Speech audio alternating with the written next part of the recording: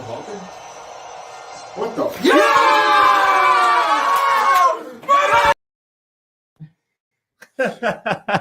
Boa tarde, Sr. Christian. What's going on, buddy? Welcome to another edition.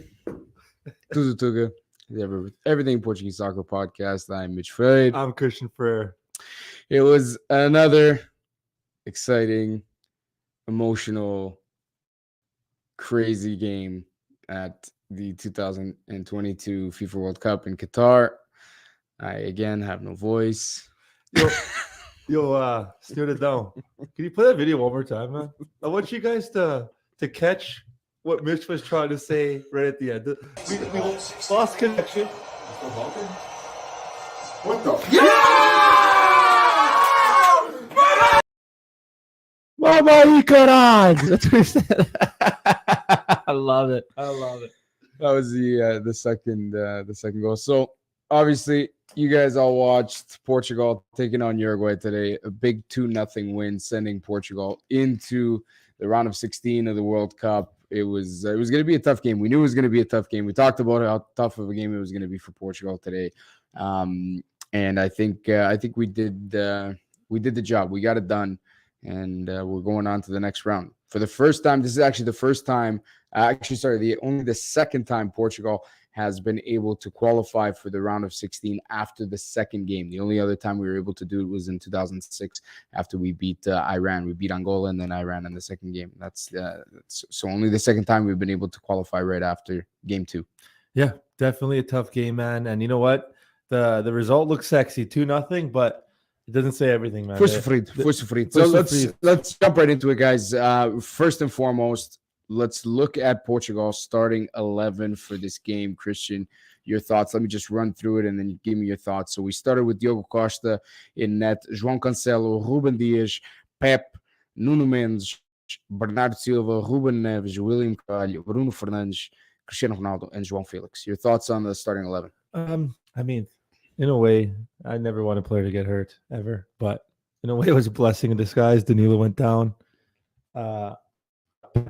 Fucking game, man. If it wasn't for Bruno's 2 goals, and that pulse and that display, was definitely Pep was number 2.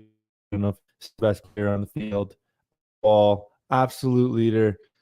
So in a way, that was a blessing in disguise. Great player. I thought Nuno Mendes came in really, really well. I think this was his best game. I know it was only almost 45 minutes, almost only one half of soccer, but I feel like he's grown in confidence. I think this was his best game in a Portugal shirt. We'll dive more into it. I think it's the same song and dance every time. I didn't really like William at 8 there. Again, I understood why he was there, but I feel like we'd be again more dynamic without him. Mm-hmm. And then again, I think Bernardo in the midfield is way more lethal. But yeah, the couple of new additions. It was weird, right? He almost had Bruno Fernandes playing on the wing. I know. I don't like it. Odd. It was really an odd kind of setup. But him, it was almost like a 4-2-3-1 with kind of William and Neves, and then João Felix, Bruno Fernandes, and Bernardo Silva kind of playing a very, very libero type, 3 in behind Ronnie there. Yeah, William was up top, even ahead of Ron at one point. And then he was. The thing is, when he was tracking back, man, he was being.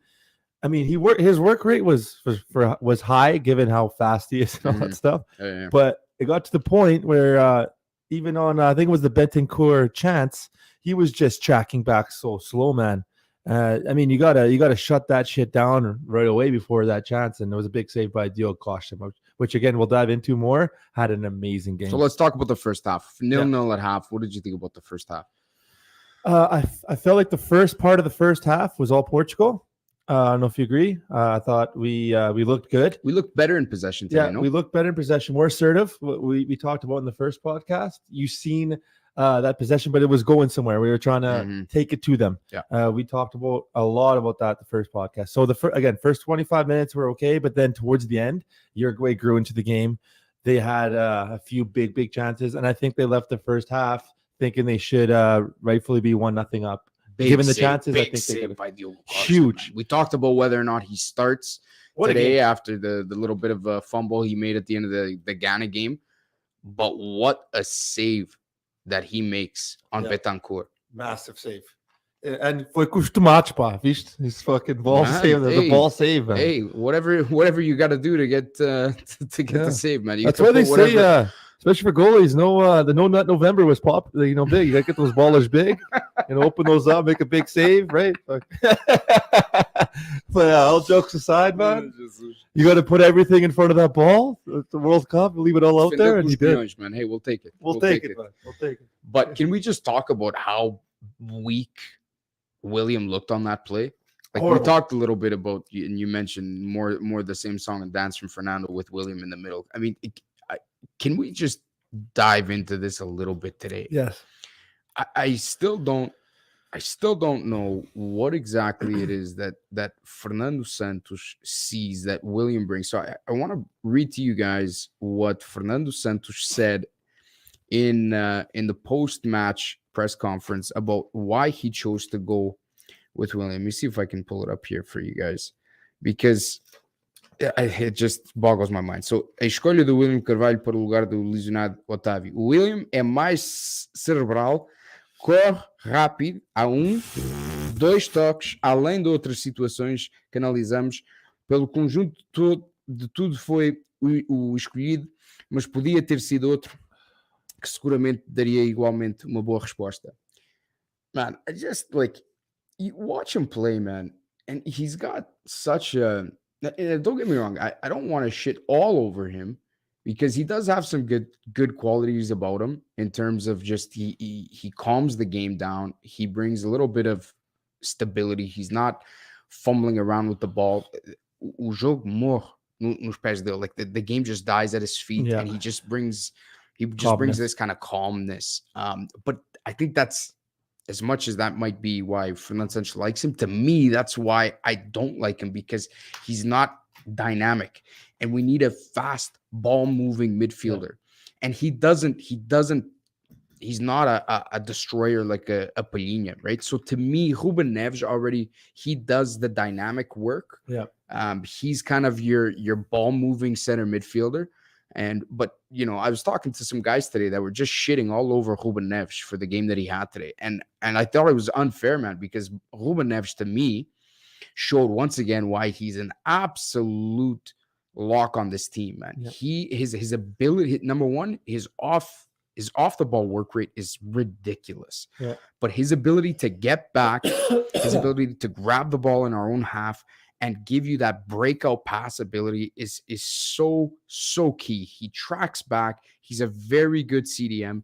And to me, we don't need 2 players trying to have the same role in terms of their defensive work rate. It's just it's almost like they cancel each other out. And the worst part, what was happening today, is William was so slow in certain situations to get back that Ruben Neves was having to double his efforts and sometimes having to cover for William. 100%. And that's where the issue lies for me, is and it just didn't work, in my opinion. William just didn't work in that midfield again today. I think if you're going to play William, you play him in a pure 6. You don't play him in an 8. 100%.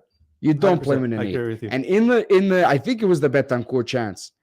If I'm not mistaken, it wasn't the Betancourt. There was another chance where he was pressing, high press up. Which chance? I think that was Betancourt. And then because he missed the tackle on Betancourt.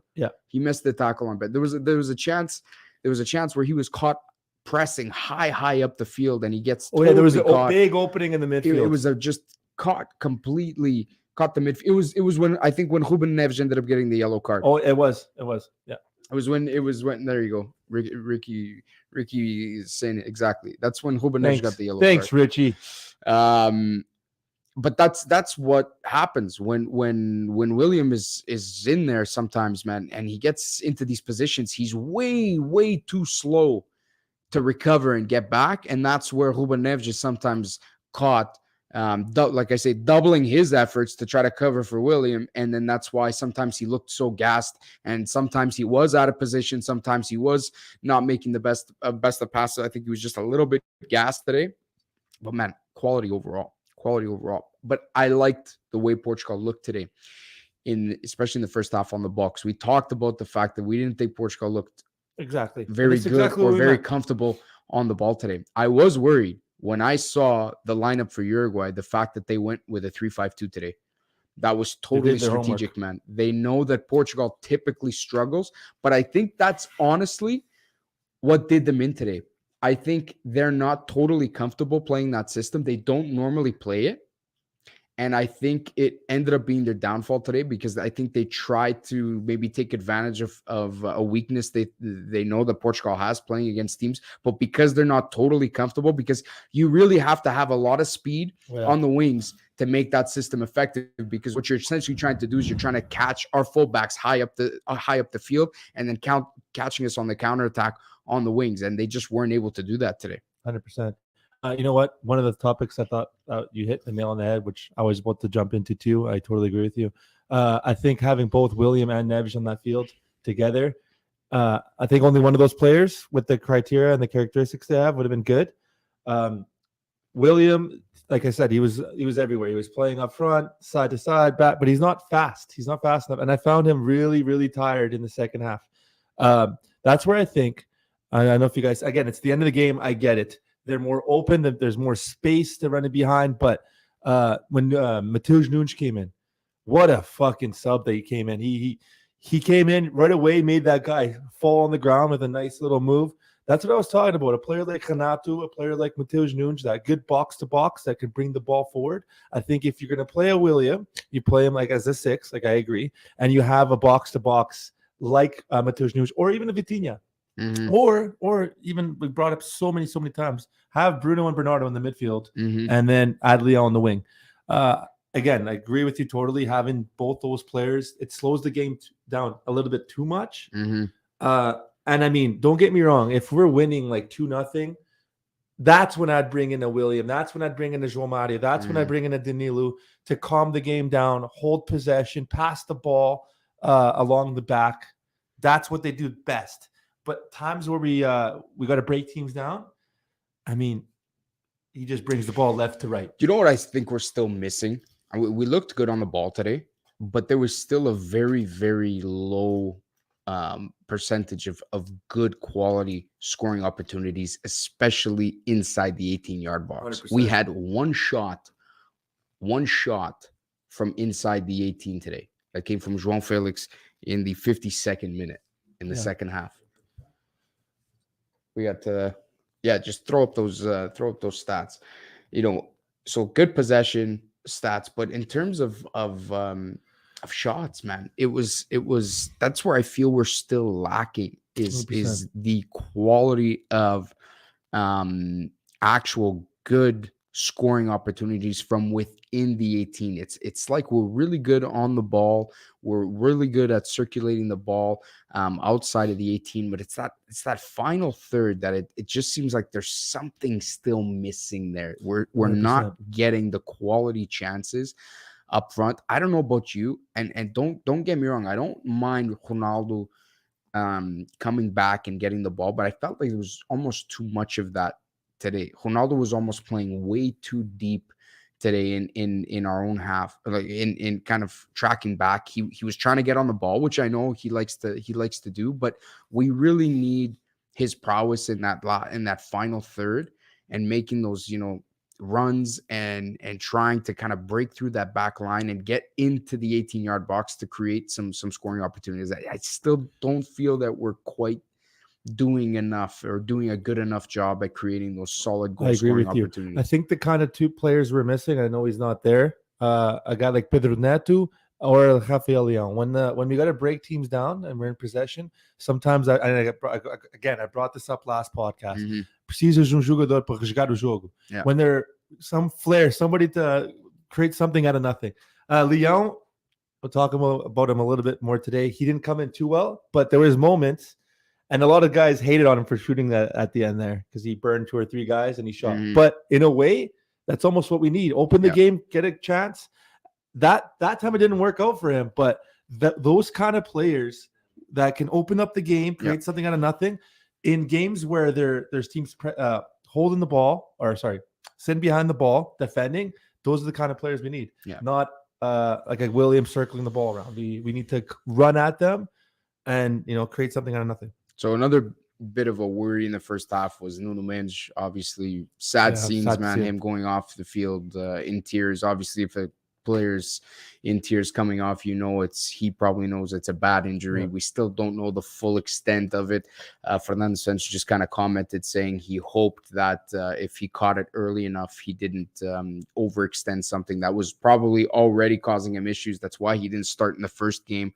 Maybe some criticism there for Fernando Santos. If Nuno Mendes wasn't 100% ready to go today, should he have started? Should he maybe have had a couple more days of rest?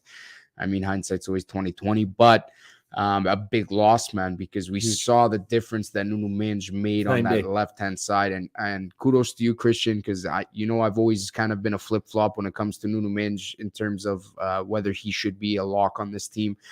He totally proved me wrong today. He showed exactly why he should be a lock, why you're always so so pro Nuno Mendes on this team. Well, I have the luxury of watching him every week. I'm sure you don't watch too many sporting games in your life, and when a player is special. At like 17 years old, he completely solidified that left wing, and I know what he can do. And again, don't get me wrong, at that time he wasn't furnished and 100%.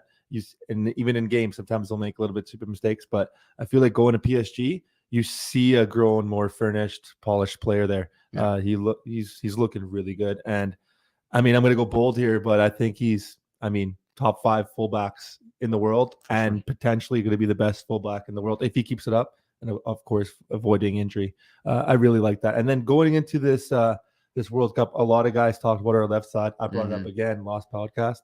I think with in the future, maybe not so much this tournament, given how stubborn fucking Fernando Sanchez, but in the future, that left side is taken care of with Rafael Leão and him. That is a dynamic, fast, skillful left side. And you know what? Even our right side is really, really good with guys like Bernardo Silva and João Cancelo, which I don't know if you want to touch up on it a little bit more.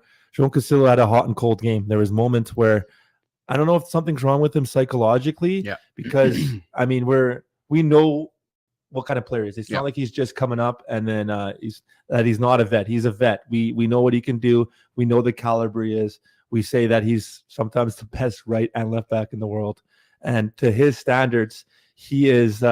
He hasn't hit his stride yet, but we've seen glimpses. He had a couple good plays, good headers off the line, which I'll let you finish this next part I'm going to talk about, where I think that part changed his game a little bit. He got a little bit more amped. I know you mentioned that. No, I'm glad you're talking about that. But yeah, hot and cold. We mentioned that already last pod after the Ghana game that he had a shocker. He was very, very clearly at fault for at least one if not two of the goals that we conceded against Ghana. But again today, just not looking himself, not confident in his passing, not confident even in his attacking play, his ability to beat guys, his 1-2 play, his interplay, just and then his defensively just shaky, getting beat way too easily. Even positioning wise, sometimes just completely caught out of position, sometimes just not very uncharacteristic of João Cancelo. And I think we've already said him playing like he has in these two games. I'll be honest, knowing the quality of Diogo Dalot sitting on the bench, top right back. I mean, I'm not starting João Cancelo, and because we're obviously qualified, I actually do think Diogo Dalot will probably get the start. We'll maybe talk about that a little bit later, but I think even in this game, I would have gone Diogo Dalot at right back after the game that Cancelo had. Towards the end of the second half, he had a couple of good clearing headers, like you said, a couple of plays that maybe brought his confidence up a little bit. And then towards the end of the game, you started seeing the flashes, a little bit of flashes, a little bit more skill. He beat a couple of guys, he was feeling a little bit better. They were getting the ball a lot more to him.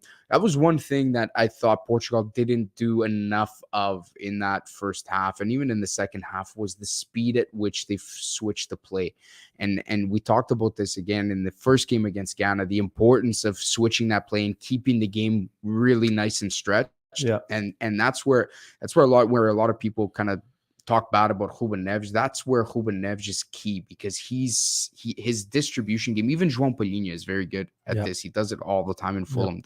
That long ball ability to switch quickly. Sometimes the difference in terms of the danger of attack from being able to switch the field with one pass versus switching it on the ground with 1, 2, 3, 4 passes. That 1, 2, 3, 4 passes allows the other team to follow the play and get into a position to defend that wing, where when you're sometimes able to switch it with one ball and there's so much space, it's a very difficult kind of now it's way more difficult to defend because now you're kind of caught and it's a quicker counterattack. It's a lot harder. And I found a lot of times Portugal was just too slow at switching that play. They needed to speed up the switch. They would go 1, 2, 3, and then the fourth pass would be the switch where Cancelo already had somebody on him. They have 100%. To do a better job of switching that play sooner. And I think you'll get a lot more out of Cancelo because we all know Cancelo is dangerous when he's got just a little bit of space to work with and somebody tricky. The other problem I think with Cancelo, and I don't know if you noticed this today, because Portugal weren't playing with a pure winger. There wasn't always that individual on the wing to interplay with João Cancelo. And I think that's been one of the issues that we haven't been seeing the efficacy of Portugal's wing play is because we're playing with a kind of a three that are very free. There isn't a kind of a set winger role. So every time our fullbacks have the ball, they don't always have that winger in the position to play those nice 1-2s where they can get in an overlapping run and really get involved in the game. And that's something, again, that I found we're missing a little bit. 100%. Maybe Felix can jump to the right side and then Leon to the left side, which we talked about a lot. Not a ton of crosses. Like, look at the volume of crosses that went in today. Not a ton of crosses. There was a lot of, again, better than last game. We're pushing up forward, but again, a lot of circling through the midfield. But again, that goes back to the Neves and William playing together. So second half, no changes. But what did you think that Portugal did a little bit better? How were we able to start getting our foot on the game here? So that goal changed a lot. Obviously, that if you want to argue it was Ronaldo's goal, Bruno's goal, I don't know. Leave it in the comments. Does hair count? Because we seen the official picture. I showed Mitch and Adam. Does hair count?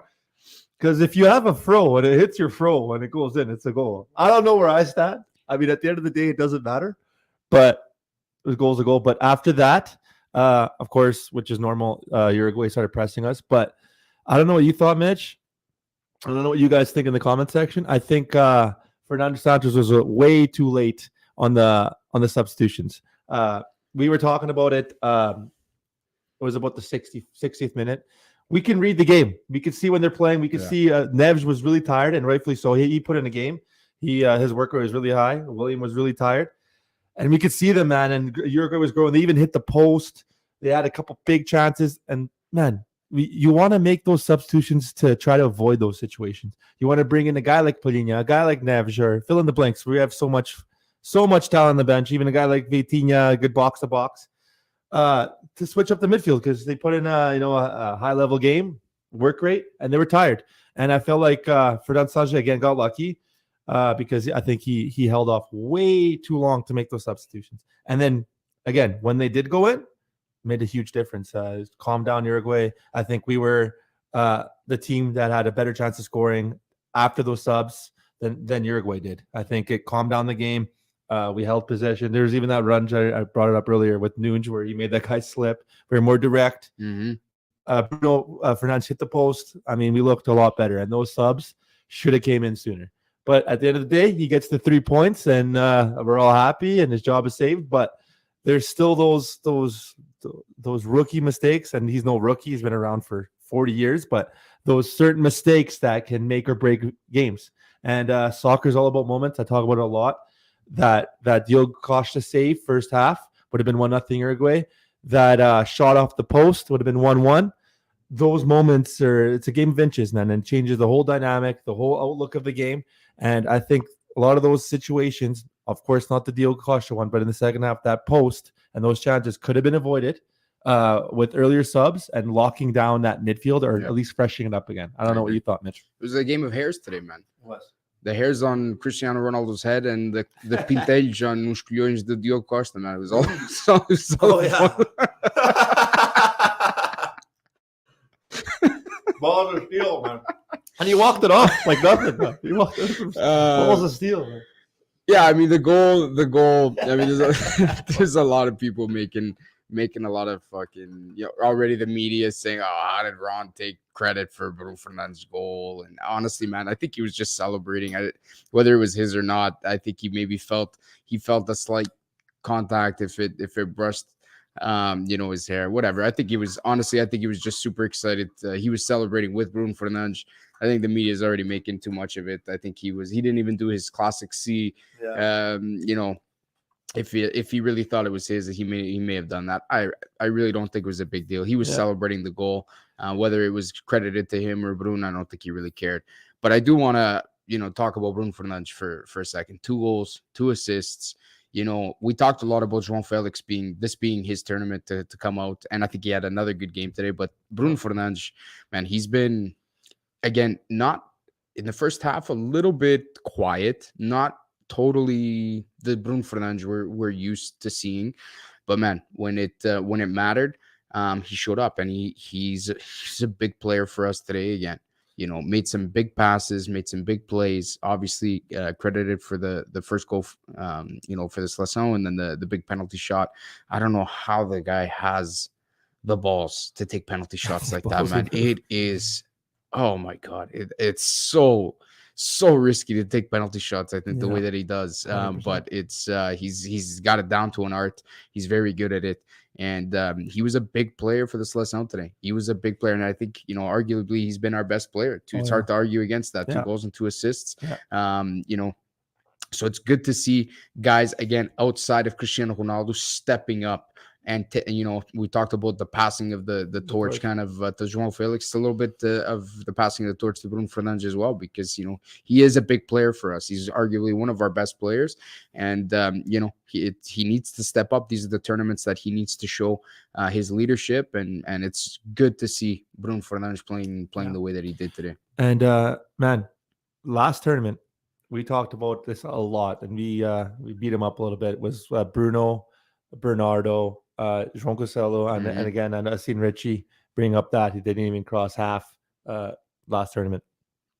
Even Jota, but she's not here. He's in. Yeah. They had a horrible tournament. I remember Bernardo, and he's a magician. Today he was beautiful on the ball. You cannot get the ball off him. It's amazing. But last tournament, no assists, no shots on net, 0, 0, 0, 0, 0 across the board. Bruno, I don't remember his full stats, but it was horrendous too. Yeah. Jota, horrendous. This tournament, they're actually showing up to play. Yeah. Bernardo Silva's been, again, just referred to, a magician.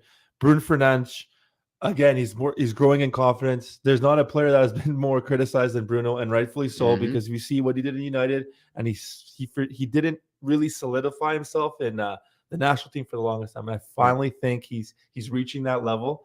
He's got that confidence. Again, yeah, maybe first half he wasn't fully into it, but soccer's all about moments, and those big moments. And scoring a goal in the World Cup and scoring those penalty shots, it takes a lot of, like you said, growing. And I think he's finally growing in that position. I agree with you that the passing of the torch is to Felix or Bruno, and or both. It could be multiple people. Just that confidence leadership role, which again, even Ruben Dias, I've seen him very vocal today, very like those leaders are growing up, and I've seen a lot of that today, and I'm really happy for Bruno, because again, first game, 2 assists, this game 2 goals, and I feel like once those substitutions came out with William and them, it sort of helped him a lot more, because he had more space. He was able to control the ball a little bit higher up, and that's where Bruno, he strives. Yeah. So shout out to Bruno. I think he was my man of the match. All I want to see though from Bruno is a little bit more consistency during the 90 minutes. Yeah. I find he has moments, and football is made of moments. I would just like to see him a little bit more consistent throughout the game. 100%. My dad was texting me throughout the whole game. Just he was losing his mind on Bruno Fernandes, and I know what he was saying, because you don't get that consistency from him throughout the game. But then you have these flashes, these moments of brilliance where he shows exactly what he can do and what he can do on the field. It's funny. I was having dinner at my father-in-law's last night, and we were talking about different generations of players, and we were talking about the difference between Bruno Fernandes and, for example, Deco or Rui Costa, and who was better.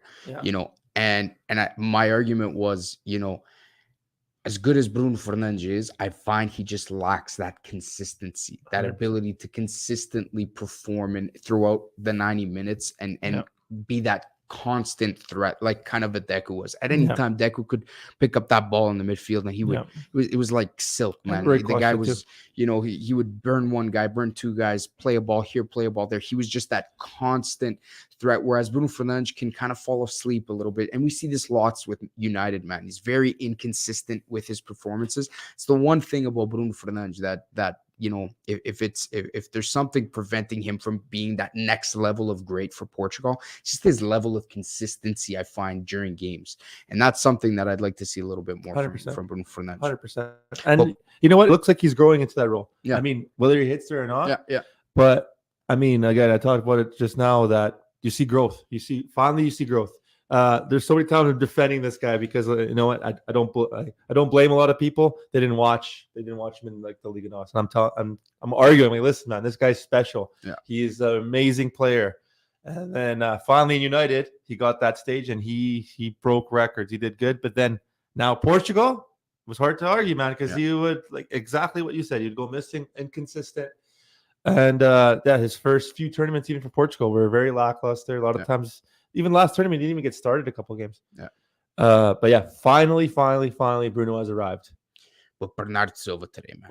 Oh my God. That guy is so underrated. He can deke you out in the phone booth, man. Like, I'm telling you right now. That with the ball at his feet, man, he is just something special, man. 100%. He's more Deco-esque, man. Good point, Adam. That's very much Snurda dropping with the fucking every time he talks, golden nuggets over here. It's just fucking money. I love it. No, very, very good comparison. Yeah, much more of that Deco-esque play. I mean, that guy with the ball at his feet, man. Like you said, he can dribble through in a phone booth, man.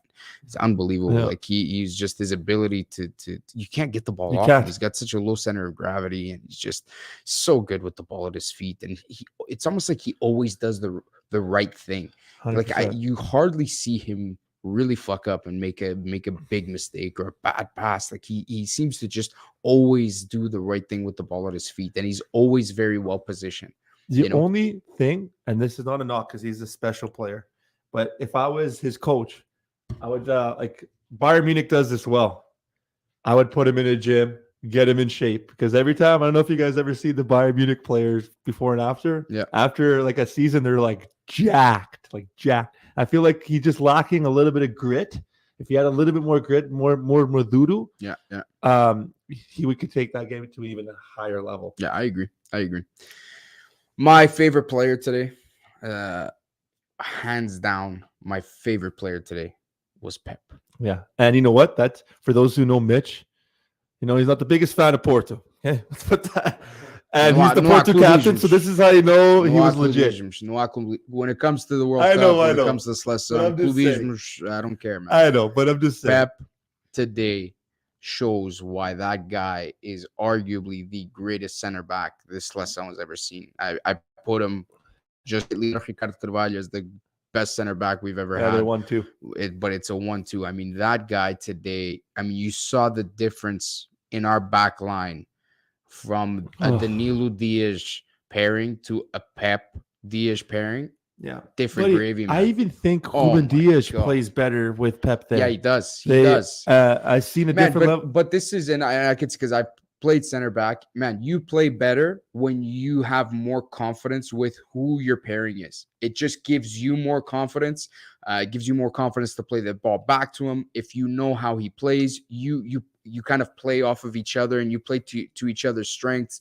I think when you've got two center backs who are confident in each other, it makes a big 100%. difference, man. And I just don't think that Diaz has that same level of confidence playing with Danilo as he does playing with Pep. And Pep just brought this aura. It's something you can't even explain.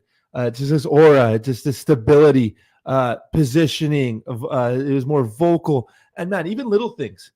And some people think this is luck, but I think it's skill and positioning and IQ. Even crosses, they would do a typical cross. Pep would hit Pep, or they would do something. It would bounce off Pep's leg. He was always in the right spot, even positionally aware. Like that ball would over top. He was already 10 feet closer to the ball than the other player because he read that play the whole time. Yeah. He brings this stability, this experience, this confidence. That's just super important to Portugal. And again, more direct. Danilo, he has his role, but it's last game he got a lot of touches, and that's, to be fair to him, that's his characteristics. You can't change that. It's not his fault. He did his job given the characteristics he has. But I think Pep's characteristics for what our national team, we can bring the ball more forward, more assertive. Even little things I noticed, and you got to understand the game to see these little things. Pep, when he would clear a ball, this is high level defensive IQ. Most center backs, it'll come in and you'll just clear the area. That's it. You just head the ball out. You want to get it out of your area no matter what. Pep, I noticed he doesn't just head the ball out. He'll head the ball out to the right or left side. He'll head the ball out into a safer area. And he brings those minute details that change the game. And I wanted to bring up one more thing. Ruben Dias. Again, I talked about it a little bit earlier. I think he took another step for the national team. For obviously Man City, he's already recognized as one of the best, maybe top 3 center backs on the planet, top 4. But I've seen a different level from him today. I feel like he was way more vocal. He was way more of a leader. He would have players back. There was one instance in the game. I don't know if you caught this. We actually had a little bit of a debate whether Ruben Dias was giving Nuno Mendes shit or not. I actually found a link on Instagram, and it was reading their lips. He was actually going up to Nuno Mendes, and he was a young player, and he was telling him, when those guys come and hit you and get in your face, he's like, stand your ground. Yell at them back. Tell them to vai pro caralho. He was telling him, he was coaching him, and he was being a leader towards him, which is a huge thing. And I'm really liking that from Ruben Dias, which is turning into, of course, he's going to be taking the reins once. But to that point, though, props to Portugal, because Uruguay, especially in the first half, I think they had the strategy of trying to get under Portugal's skin a little bit. We saw some nasty tackles coming in, a lot of very aggressive physical play from Uruguay, and I think they had that tactic and that strategy of trying to get under Portugal's skin, I think, especially on João Felix, because the little headbutt thing that happened in the first game, you saw Jimenez just manhandle him, and that, I think they were really trying to get under Portugal's skin a lot of times, and hats off to us, man. We kept our composure. We were solid today in that respect, and we kept our composure. Let's talk quickly about the subs. You mentioned it a little bit. I just want to mention this. We're all sitting here, all fine and dandy. Portugal's through. Life is good. Mario Gomez comes on in the 72nd minute for Darwin Núñez. He hits the post. I think it was probably the 76th, 78th minute. We watched the game together. I was screaming that he needed to make substitutions. We both were. That team was completely broken, dead. O meio campo estava completamente morto. Why in hell does Fernando Santos wait until the 82nd minute to switch out that midfield? He takes off Ruben Neves for Leão in the 69th minute, which is not the right sub. Because if you're going to do that, I'll let you finish your thing. Yeah. Not at all. That's not the right sub at all. William needed to come out. William was gassed. Oh, buddy. He was 25 minutes into the game. The guy. His mouth, when you see a play, like same thing with the MMA, if you see a player's mouth open, breathing through your mouth, there's an issue. Like he's getting tired. The guy was gassed in the first half. You could tell how hard he was working to get back into position, because again, he was playing an 8 and that's not his position. But anyway, so then he transfers William into a 6 when he takes off Ruben Neves. Oh, and it was even worse, man. It was even worse. And he waits until the 82nd minute to make changes. If Uruguay scores that goal, oh my God. Like, why do you risk it? We didn't need to risk that. No. Like everyone could see that we were dead. The midfield was dead, and the players were probably like thinking, "Man, get me off!" Like, why does he wait so long to make those fucking changes? And he's got 5 substitutions, man. It's not like it's like and man, it's not the first time he did this. He did this against Serbia. We've seen them crawling. Yes, there was a time where we scored early. Yes, and then towards the end of the game, where they were you growing, could tell and they growing. were growing in confidence, and he waited so long to make those subs. Yeah, and he's It's done a this. very good point, and Christian. I didn't even think about it. He's done this in big moments so many times, even against Belgium. When this Belgium scored that beautiful goal against us, it was 1-0. Only then he brought on players that haven't even played most of the tournament. And you know what? We finished that game playing really, really well. I was really proud of them. We got knocked out, but I was okay with it because we've seen some grit. He waits too long. He was arguably 10 to 15 minutes late on those substitutions.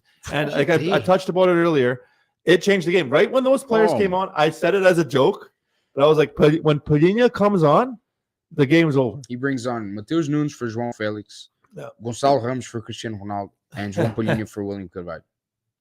3 great substitutions. Yeah, great. Free Palhinha. Like, man, honestly, Palhinha, destroyer. Just a destroyer, man. Just a destroyer. Manhandles. Different level than William. And if you want to play with that classic 6, man, go with João Palhinha because he, number one, different fucking pace than William. The different pace. He's got about 3 or 4 levels, gears that William just doesn't even have in the gearbox. William goes 1-2. That's it. 1-2. Palhinha can go 1 to 5. So you got a solid 3 or 4 gears that William just doesn't have. The guy's distribution game is phenomenal. Very good distribution game. He can hit it. He's got a good shot. He's shown, he scored a couple nice goals for Fulham this year. He did it a couple times. He's done it many times came on and scored for Sporting. I mean, I think he's just an all-round better player than William Carvalho. If 100%. you're gonna go with that role, go with Palhinha, please. God, go with Palhinha, man. You see the difference he made.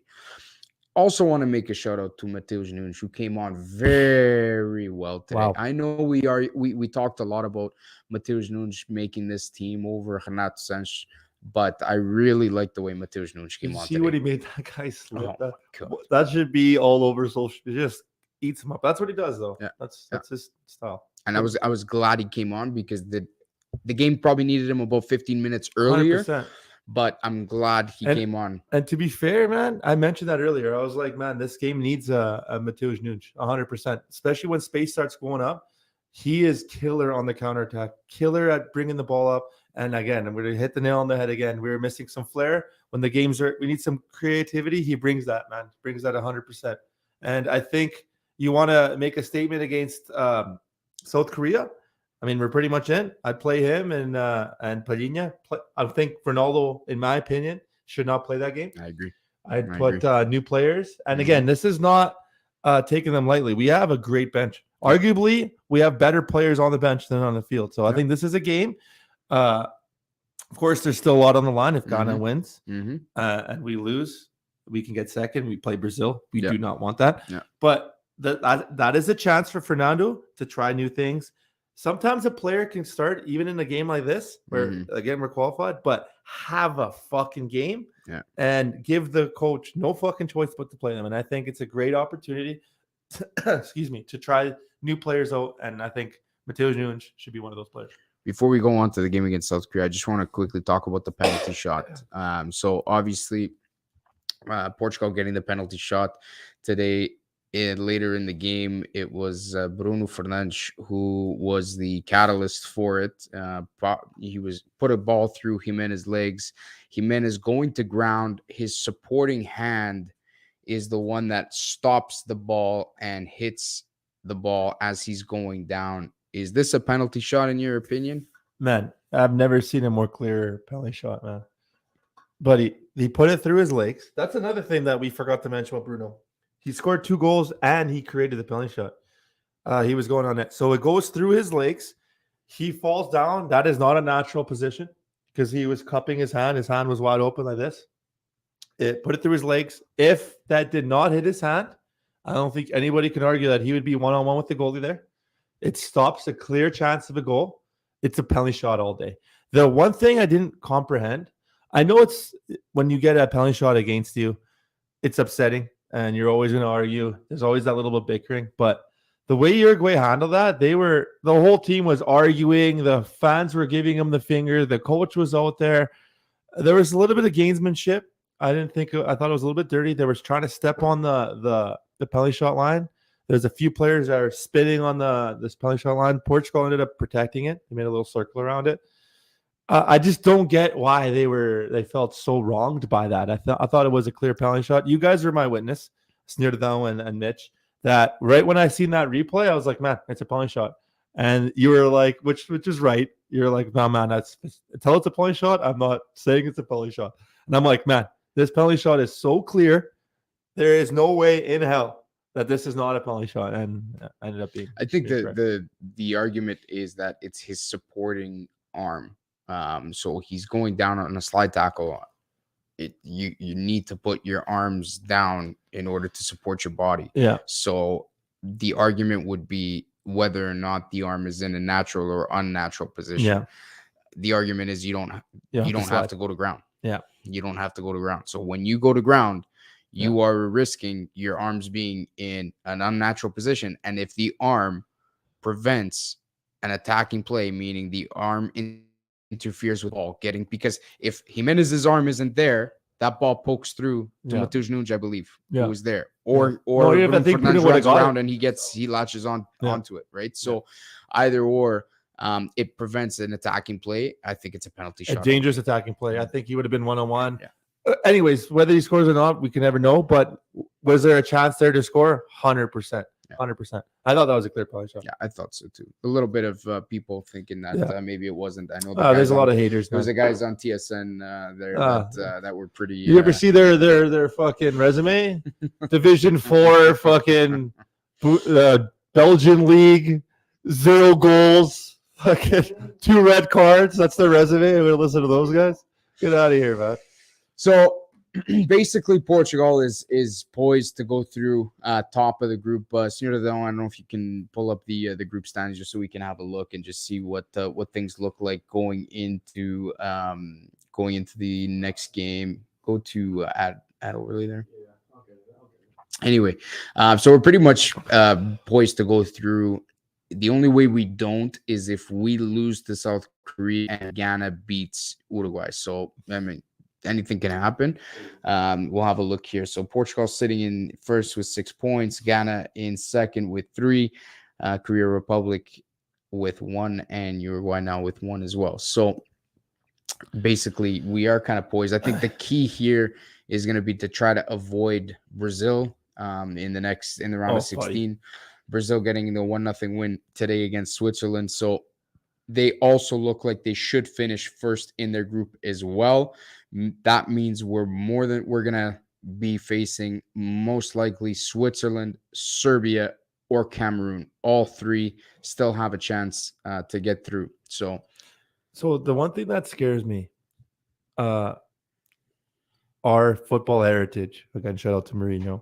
He loves that line. Our football heritage is not looking good when all we need is a tie. So going up against Serbia to qualify for the World Cup, all we needed was a tie. And we ended up scoring, and then we played for the tie. They'll never admit that, ever, but we all know they fucking played for the tie. Mm-hmm. That was one. Against Spain recently in the Nations League, all we needed was a tie. We went with the mindset All we need is a tie. I hope to Lord, our Savior, that he does not bring that same energy, that same pregame bullshit.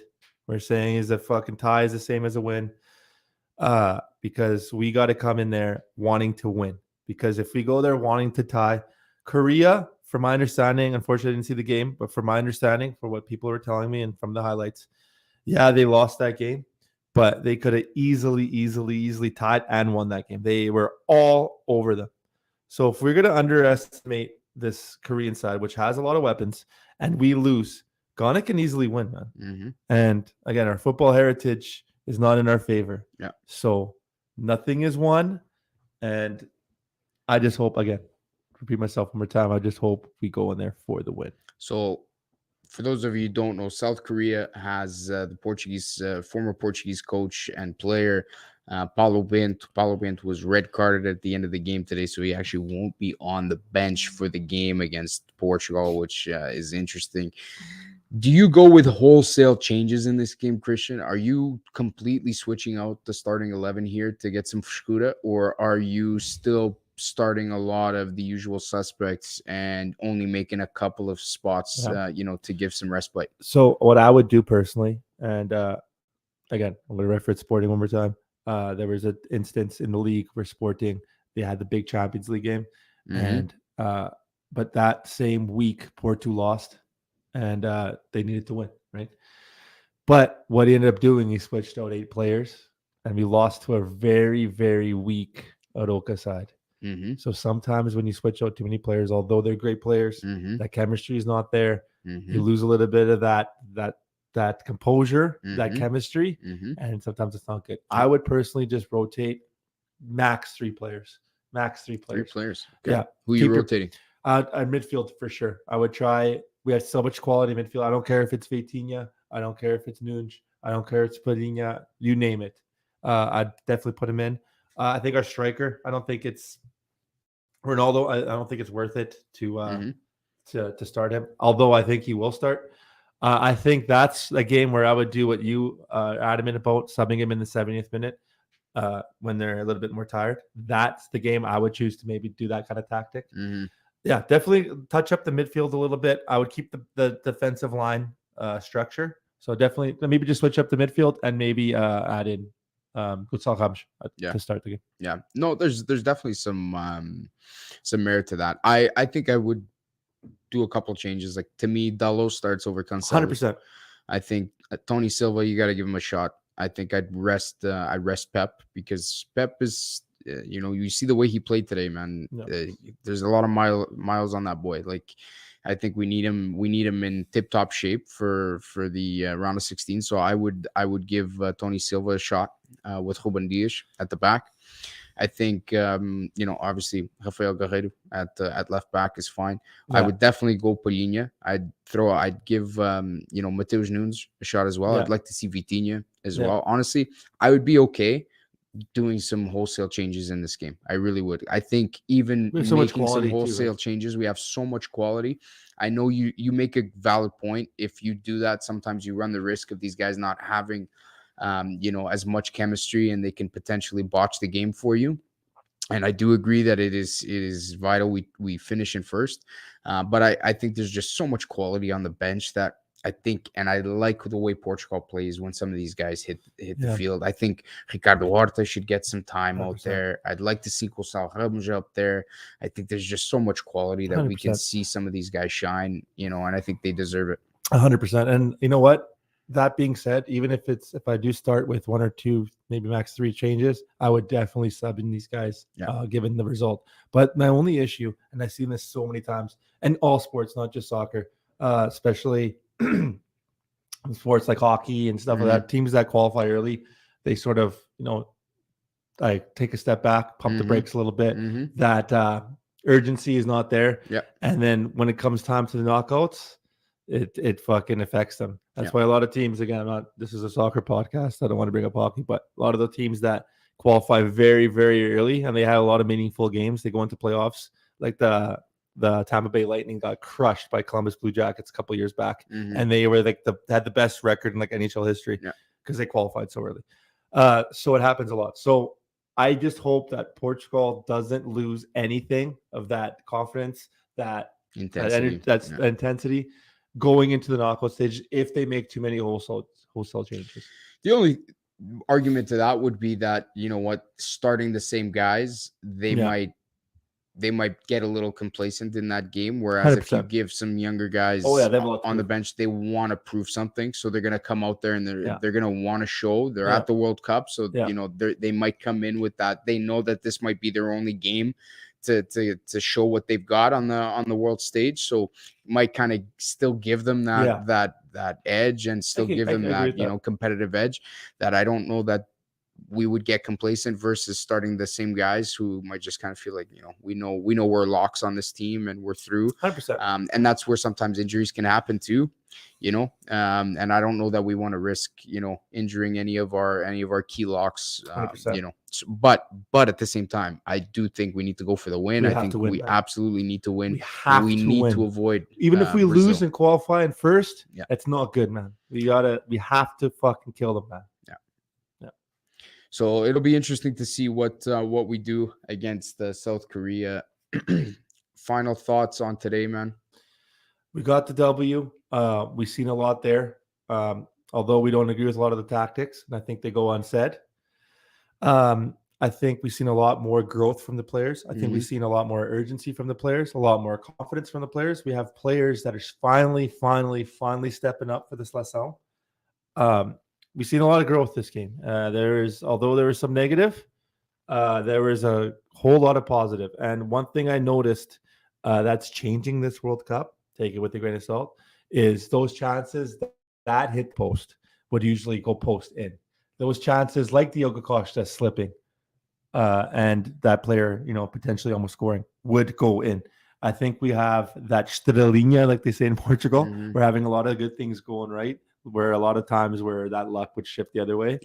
So there is a lot of positives. I am seeing that. I am seeing a lot of growth from this team. So overall, I think it's a positive. I think we're starting to see us gain our identity in this tournament. I really do. And we saw it kind of phase one against Ghana, where we had a lot of the ball. We didn't, like we said, they didn't look as comfortable with the ball at their feet. Today, against a very different opposition, I think both of us, and it was a very tough game. Don't take nothing away from, you know, from Uruguay. It was a tough game. They did play hard and gritty. I just think it was so clear that Portugal today really showed their quality and their talent. Like, I totally agree. When you look on paper, I think anybody would have been expecting a much more balanced affair from Uruguay. I think Portugal really showed, if anything else, I think we showed the world today the quality that we have. We 100%. Gave Uruguay nothing. I mean, they had obviously the chance of the Betancourt, the post, but really there wasn't a whole lot outside of those one or two opportunities. And I mean, you'd be, you know, with a front line consisting of Darwin Núñez and Cavani. I mean, if you didn't carve out a couple of chances, you know, there's something wrong there. So I think, you know, Portugal did a very, very good job today of really showing their quality, especially in the midfield. You know, I think we moved the ball very, very well. It was very difficult for Uruguay to get anything going. It was very difficult for them to get any sort of counterattack going against us today. And I really just, as much as I'd like to see us sharpen up in the final third, and we need to be more clinical and get more opportunities, more finishing opportunities, I think that could be our Achilles heel in this tournament, to be honest with you, is our lack of ability right now of getting into the box and creating solid goal scoring opportunities. But I think phase one, we had a lot of the ball. Phase two today, we looked a lot better. I think with, you know, as we grow throughout this tournament, we need to see Portugal get even better on the ball, and especially get better in that final third and try to be more clinical and create better goal scoring opportunities in the final third. I totally agree. Some people think that, and I heard it before a couple times, where we're being a little bit too harsh. We know Bola, and a lot of our friends that watch the game and a lot of our viewers know Bola. We know there's another gear there, and I think we hit another gear today. But I mean, referring to your point, there's more there. There's still a lot 100%. More growth. the sky's the limit. I honestly put Portugal, whether you want to call me biased or not, we're on a Brazil level. You see Brazil completely dominate Switzerland. I know it was only 1-0, but I remember the stat. I don't know how it finished. It was like the 80th minute or 87th minute. They didn't even have one shot on target. They were completely all over them. That's where I see Portugal. That there's so much skill. There's so much talent. Every single player on that team is top players. Yeah. And that's why we hold them to such a high standard. Yeah. Especially after the Ghana game, we were really very disappointed. We got the W. This game, although it was a huge result, you touched up on a lot of great points. Again, there's another gear there. Yeah. And if we're talking about, we're in this to win the World Cup. Yeah. We're not like a team that's just happy to be there and try to get as far as we can. We were that team at one point. We're here to win the World Cup. So our standard is here. Yeah. So again, big step today, a few more steps to come. 100%. All right, guys, we're just approaching the hour mark here. I'm just going to sign off on this note. There was a passing this week of the legendary Fernando Gomes, Bibota, legendary scorer for the national team. And, of course, Port fans, this was a huge player, especially known for his big role in the 87 Euro or Champions League or European Cup win for Port back in 87 with the likes of Majer and all those great names, Jean Pacheco and oh my God, so many great players. João Pinto, the right back for Port. Fernando Couto was even part of that team. I mean, he was part of a legendary squad for Port that won the 87 European Championship. 47 caps for the Seleção, 11 goals.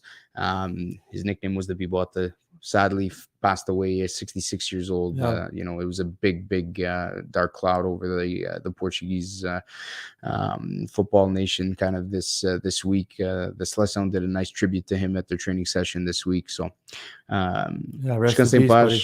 We lost another legend today. 100%. But exciting stuff, man. Another big game coming up on Friday against South Korea. We will coming to you guys again after the game to bring you our post-match reaction. For me, Christian. Thank Adeus. you. Thanks, guys, for tuning in. Shazing. Just want to say one more thing. Just want to say thank you for all tuning in. Again, I know I said this last time. We appreciate all the comments. Yeah, man. We do this for you guys and again for Portugal. Thank you so much. Love you guys, man. All right, guys. Have a great night. Ciao. Força Portugal. Força.